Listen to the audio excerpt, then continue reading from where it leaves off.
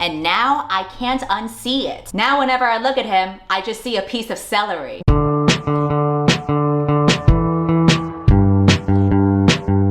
Today I'm going to be talking about all the books that I read this month. But before I get into that, I had two things to address. First is the Thailand trip. In my last video, I mentioned that I was planning a Thailand trip and that it would go live soon. It went live last Friday and it actually got sold out really quickly, which was a complete surprise to me. We maxed out at a group of 20 people, but because there are so many more people on the wait list, the trip organizer and I are going to plan a second Thailand trip that would happen during the first week of November. So for anyone who has added themselves to the wait list, you will be one of the first people who get the email once the second trip is available for booking. That way you have more chances to go on the trip if you had missed out the first time around. The original trip that I put together is based on food, but for the second trip, this is gonna have an adventure theme. So we're gonna go hiking at a waterfall, we're gonna go white rafting, we're gonna check out an elephant nature park. There's still gonna be food and housing covered, it's just that the itinerary is gonna be more based on like adventures and hiking and stuff. So if you're interested in that and you still want to go to Thailand, I will have a link in my description where you will see the original trip for the food itinerary. It's all sold out, but you can still add yourself to the wait list. That way you'll be the first to get the email when the second trip becomes available. And I did see a few comments where people didn't get the first email the first time around. This tends to happen when there's a high volume of people, but if you add yourself to the wait list, the trip organizer will manually put in your email address when the second trip gets announced. Then the second announcement that I gotta say is this video has been kindly sponsored by StuDocu. StuDocu is an awesome platform that lets students share notes with each other. And as a bonus, you can also get money from sharing your notes with other students. This was created by students themselves so that other people could benefit from it. I remember when I was in school, I shared my notes with my classmates all the time. I'm sure a lot of you do the same too. And what's awesome about StuDocu is that it gives you access to millions of student-created book summaries, lecture notes, study guides, and anything else you need to help you out with your studies. What I really like about StuDocu is that it supports students in so many ways that's not just about passing an exam. The fact that you can make easy extra money while studying is a huge bonus, because if you're already taking notes, you might as well get paid for it. You're paying all that money in tuition, might as well get some back. Plus, if you refer your friends, you can earn from their uploads too. So if you're interested, you can go ahead and click on the link in my description box. You can upload your notes and then you can start earning and helping those millions of students out there who are already on the platform. All right, now let's talk about the books that I read this month. We are starting off this month strong because the first book that I read was a 5-star read, and that is People We Meet on Vacation. This is the quintessential friends to lovers romance. The main characters are two best friends who have nothing in common. The main girl is a wild child who loves to travel the world. She works as a travel blogger and is constantly wanting to move around all the time. Definitely someone I have more in common with. The other guy is the total opposite. He prefers to stay home with a book. Actually, I guess I am like him too. He's definitely like the more introverted side of me because he is someone who is not as much of a free spirit as her. He likes to be the one in control, but they became best friends in college. Ever since then, every single summer, they always go on a trip together. Even when he's working as a teacher in their small hometown and she's doing her influencer bougie bullshit in New York City, they still make their yearly summer trip together and it's their best time ever. But where the book starts off is that it has been established that 2 years ago, those yearly trips came to an end because something happened 2 years ago that ruined everything and they have not spoken to each other since. Now in present day, the main girl has been feeling like she's in a rut. Even though she feels like she has everything she should want, she gets to travel for work and get all these amazing experiences, she's still not happy. And so she gets advice from one of her colleagues to think back on a time when she was truly happy. She knows right away that the last time she truly was happy was when she was with her best friend. This is when she decides to finally reach out to him again and ask if he is interested in one more vacation where they can reconnect and finally make things all right. He agrees, and essentially throughout the book, you see them going on this trip together in present day, but every other chapter you see what happened a few summers ago, 5 summers ago, 3 summers ago, etc. etc. So you see their previous trips and you see how their relationships start to build out in contrast to how awkward and tense it is in present day. So there's this intrigue with what happened 2 years ago. Why are they not as close anymore when everything was going so well beforehand? I typically have rated romance books 4 stars, and that has always been because I enjoyed the book, but from the critical level, it wasn't perfect.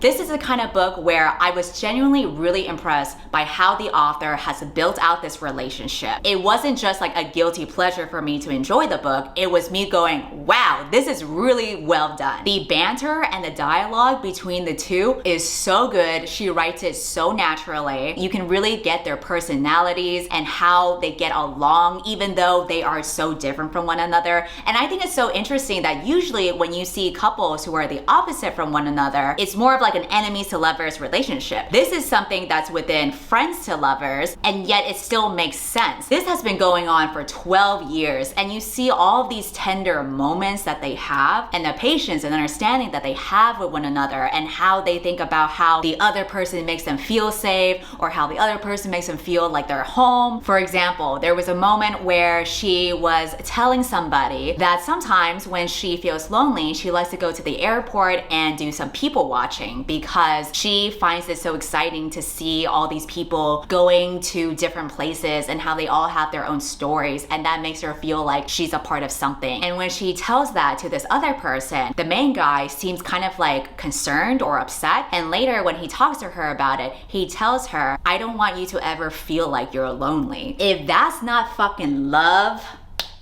I don't know what is. There's also this other moment where he says he didn't realize he was lonely until he met her. There's so many good lines that just melt your heart. I think if you are a hopeless romantic, this would be such a good book because it tugs at all the right strings. There's a moment where one of them admits that they're afraid that they won't make the other person happy because they're so different. And then that other person replies, you don't need to make me happy. I'm happy just because you exist. And I'm like, bitch, you can't be saying this shit. It's gonna make me think love is real. If you enjoy Love, Rosie, this book is basically that, but on crack. So if you really want the slow burn over the course of several years and friends to lovers that can't really quite make it to the lovers part and is agonizing, this is the book for you. It's one of those things where you can see how perfect these two are for each other, and yet you also understand why they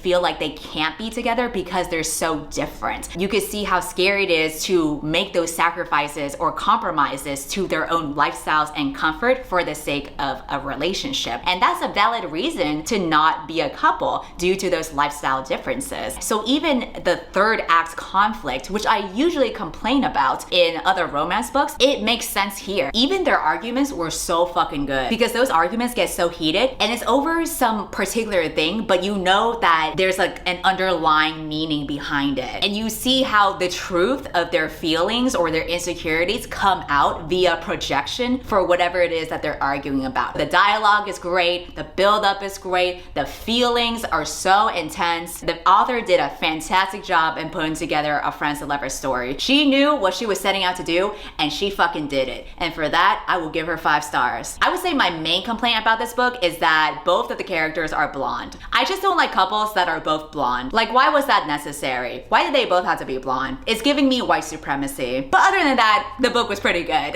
After that, the next book that I read is Ferryman. And since I bought this book from an indie bookstore and I am gonna be traveling soon, I will be giving this book out away. So if you're interested, you can fill out the form in my description box and I will pick a random winner. The cover is very pretty. That's pretty much the main reason why I got this book. This story is about a girl who is taking a train to go to Scotland to visit her father, but the train crashes and she dies. The end.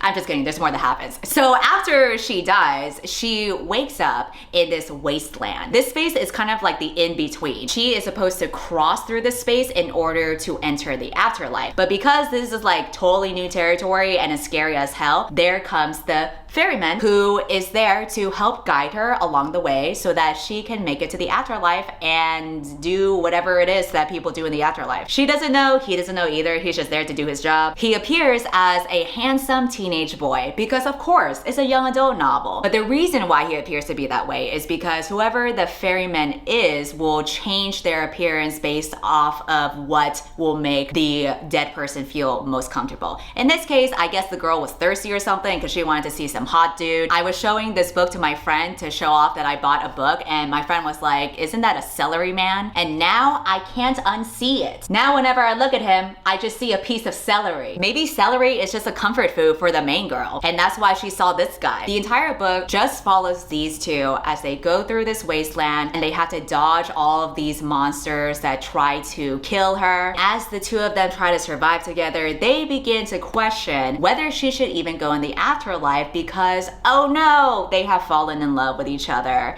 and now it's too hard to say goodbye. I loved the premise. I think there needs to be more standalone fantasies. I also love it when fantasy has a romance because I am a cheesy bitch. Unfortunately, this is a case where the romance was not done well, and because the entire story hinges upon the two of them falling in love, the entire book falls flat. You don't understand why these two people would be in love with each other than the fact that he's a boy and she's a girl. Can Avril Lavigne make it any more obvious? Why would they like each other other than the fact that this is heterosexual as hell? Their love is supposed to be some amazing thing that challenges the way that they view the afterlife or want to go into the afterlife. It was promising more than it could give. Even the plot wasn't giving anything. It was very lackluster. 99% of the story is really just them wandering around aimlessly without any explanation for the world that they're in, so there's no world building and there's no interesting plot points or twists either. They literally just wander around the entire time and nothing really happens other than like, oh my god, I think I'm falling for him. But why, bitch? Why? Are you just attracted to celeries? Because that's not a good enough reason. It very much felt like this book was just an idea that the author had but didn't develop it enough to be a full story. Therefore, I rated it 2 stars because it has a pretty cover, but other than that,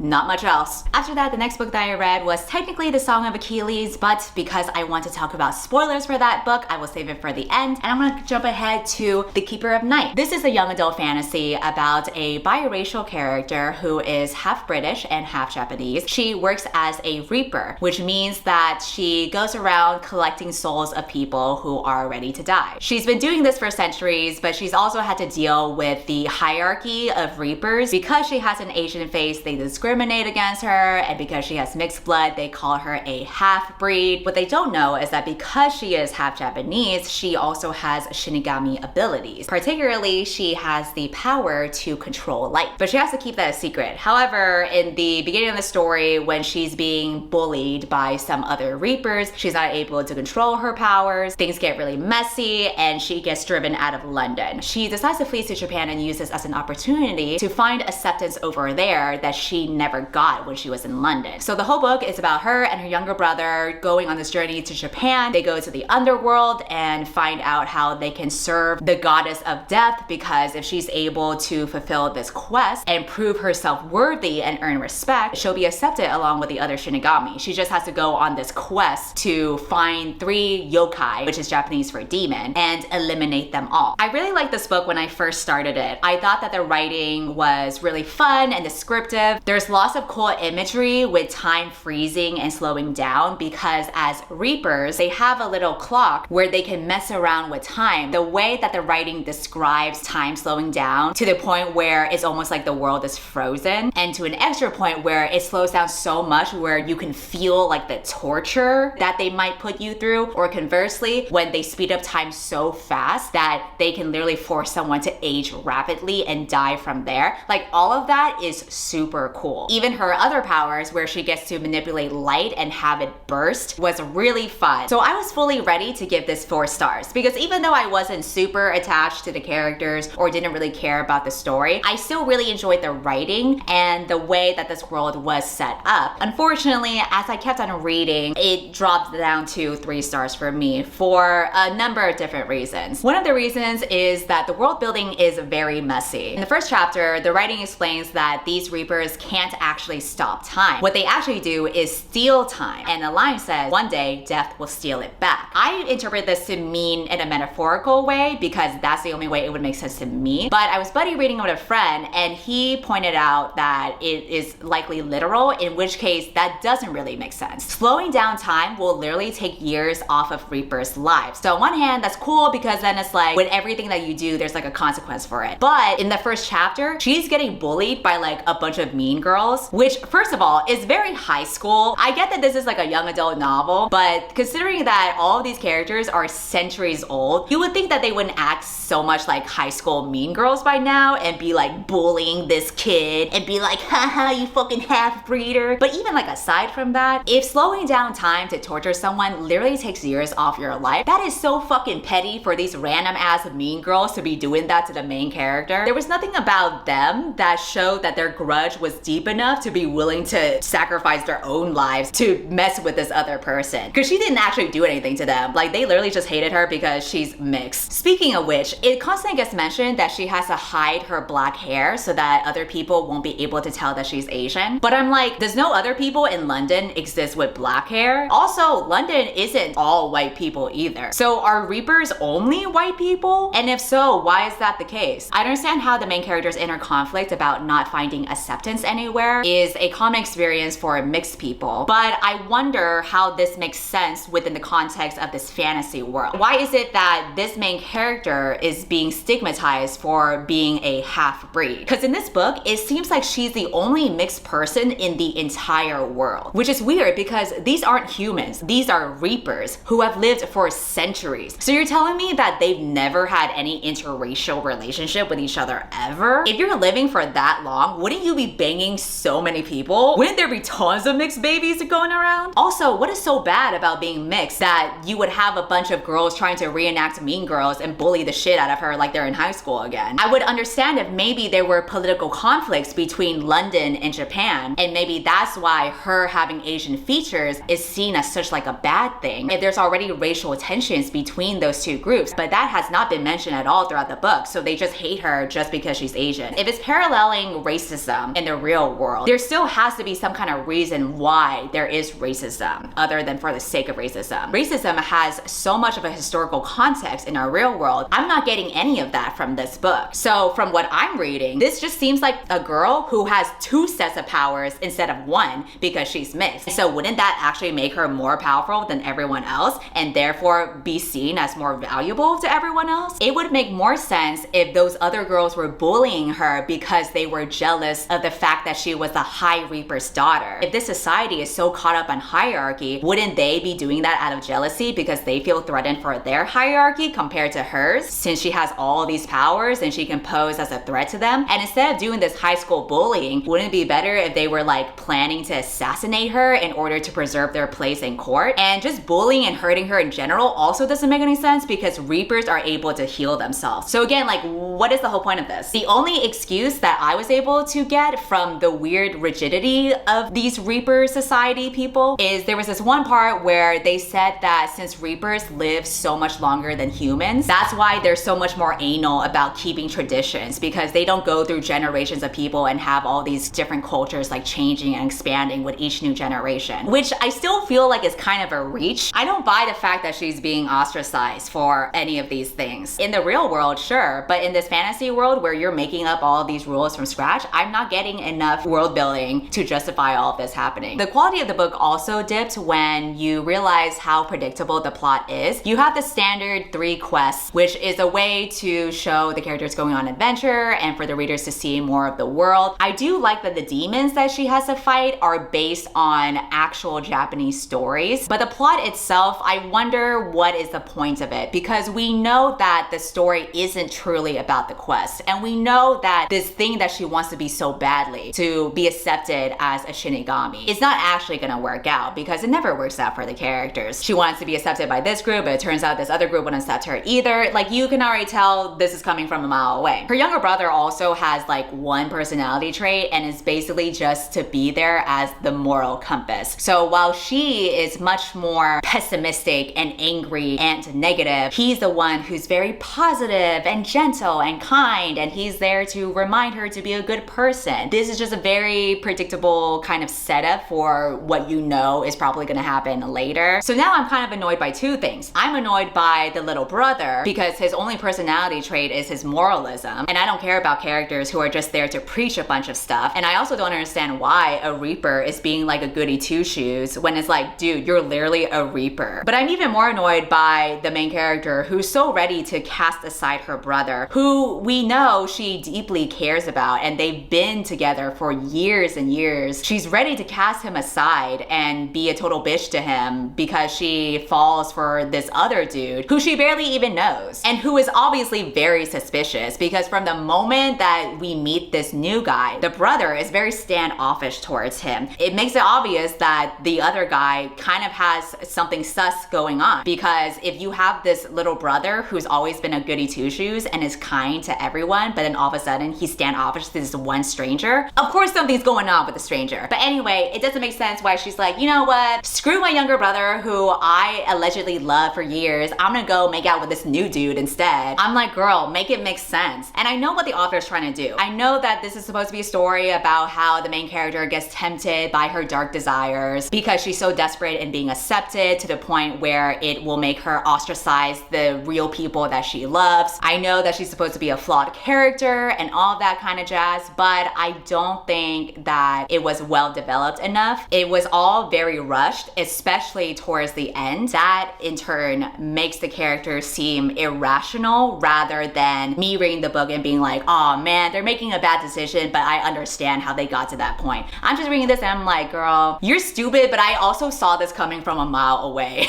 If the main girl was gonna be so easily persuaded by this new character that comes into the picture, I really wish that we actually saw a relationship develop between the two and have more of a buildup. I also wish that we got more of the brother-sister relationship for us to care enough if anything were to happen between the two of them. I really didn't care for the main girl's relationship with this new guy that comes in, regardless of what his true motivations are. Like, I'm not gonna say whether he was a good guy or a bad guy or whatever. I'm just gonna say that I didn't give a shit either way. He could have been taken out of the story and I would have not given a goddamn care in the world. If anything, it probably would have been better if he wasn't there in the first place, because it's constantly described from her point of view how attractive she finds this dude. There's no reason to it other than she just finds his cheekbones attractive. And I'm like, oh my god, we get it. And again, I know the purpose of his role in the story, but because it was so rushed, I couldn't care enough to even appreciate his role in the story. I think that the author would do a really good job at writing maybe a short story or a horror story rather than a young adult book. I mean, this is her debut, so maybe she'll get better over time. But I think the thing about young adult fantasies is that they often have to rely on you writing a really strong set of characters and relationships to have your readers root for them. I don't think that was the case for this debut, but because she is great at writing really dark, gory things, that is what would make her maybe a stronger contender for like a horror novel or for an anthology. Like, I think she would knock it out of the park with that kind of thing. Or if she does write another fantasy, hopefully it doesn't have to fall back on trying to be like a young adult story where the characters act immature or juvenile, because I often think that authors kind of fall back on this where they're like, oh, of course the characters have to make bad decisions because that's how they'll learn and it's a coming of age story. But I don't think that necessarily has to be the case. You can still make flawed characters who make bad decisions. It's just that the readers will have to understand why those decisions were made in a way where they can sympathize for those characters and being like, oh, that was a dumb bitch move you made, but I still sympathize for you and I can understand why you did that and I feel for you, rather than just being like, oh, I knew this would happen because this always happens in a YA story. I believe you can do a flawed character, you can do an unlikable character, you can do a character that makes tons of mistakes in a way that's not annoying or predictable if you develop well enough. The last book that I'm gonna cover is The Song of Achilles. This is a book that's been highly requested for me to read by several of you. And the thing is, whenever a lot of people request me to read a book, or whenever anyone requests me to read a book, I get the feeling that you only want me to read it because you like it, and because you like it, you'll think I'll enjoy it, without actually comprehending that perhaps we have different tastes when it comes to stories. I know that this book is beloved by many people, but again, if you were to recommend me a story, you really have to consider the context of my personal preferences, not just yours. I do not care for Greek mythology. And this is the kind of book where you have to care for Greek mythology in order to enjoy it. This follows the story of Patroclus, who is a young, awkward prince who has been exiled to a kingdom, and from there he meets Achilles. Achilles is kind of like the golden child. He is brave and strong and hot as hell, and he's known to be the guy who is gonna be a badass bitch during war. He's basically the guy where when you're forming your teams in gym class, you would pick him first. Actually, he would probably be the captain that gets to pick everyone else. He is the star, basically. And even though those two are very different from one another, they become friends at an early age. And then as they grow up together, their relationship blossoms into something more. So in a way, this is another friends to lovers story, except it's also really fucking sad because there's war going on, and war always makes you sad. Another bummer is that Achilles' mom is kind of homophobic as fuck, so she'll literally try to get Achilles to bang another woman just because she doesn't want her son to be with this other dude. To the very end of this book, she was a straight up bitch, but she did serve the drama. I'll give her that much. Okay, Achilles' mom must have heard me talk shit about her because my camera died immediately after I called her a bitch. Anyway, the entire book essentially follows these two men from when they were little kids all the way to adult age. Achilles joins the war. Patroclus is really afraid for his life, so he decides to accompany him as his, basically they're partners, but then it's like, are they partners or are they partners? You know what I mean? This was another book where I was prepared to rate it 4 stars when I first started off with it because I enjoyed the beginning of it a lot. I felt like Achilles added a lot of flavor to the story once he was introduced. I liked his vibe. I liked how they first met and how they got along with each other, because the moment that they are together in that kingdom that the main guy gets exiled in, Achilles just is like, hey you, let's just go to my room and sleep together. And I'm like, excuse me? But then all he does is just juggle a bunch of balls, and not even like the kind of balls you're thinking of, the like actual balls juggling. I don't know, I just thought it was cute and sweet and wholesome. Also, Achilles was the original feminist king. You can forget about Rhysand from A Court of Thorns and Roses, because in the beginning of the book, there's this girl who is supposed to be wed off to this suitor, but then he comes up and he's like, you know what? How about she chooses who she's gonna be with? And everyone's like, what?